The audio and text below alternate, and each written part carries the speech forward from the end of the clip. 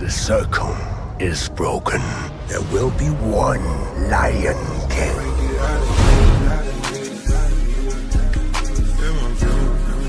I never signed up for this!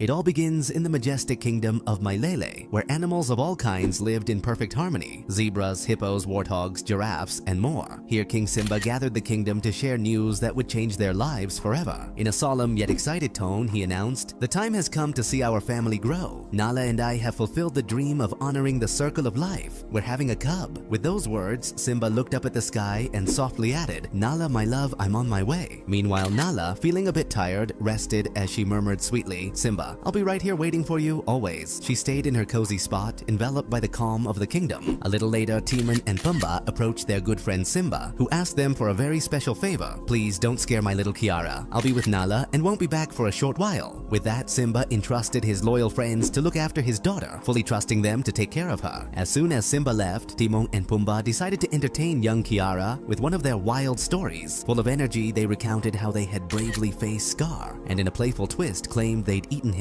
Kiara, with the innocence of her age, quickly replied, "Dad says he's the one who defeated Scar." The conversation trailed off into laughter, filling the air with joy. Later, the wise Rafiki paid a visit to Kiara. She shared with him, a mix of pride and excitement in her voice, how her parents trusted Timon and Pumbaa to care for her. But she also confessed that she dreamed of being a brave lioness, even though she often felt small and fragile. Rafiki, ever the sage, told her how Simba himself had been just as uncertain when he was young. He shared the story of how Mufasa, her grandfather, once took Simba to the highest point of Pride Rock and taught him how to roar under the starlit sky. Still, Kiara, doubtful, exclaimed, "I'll never be as brave as them." Seeing her need for encouragement, Rafiki began telling her another tale. Beyond the mountains, there was a drought that seemed endless, but one day the skies turned dark and destiny had its way. And so began the story of the legendary Mufasa.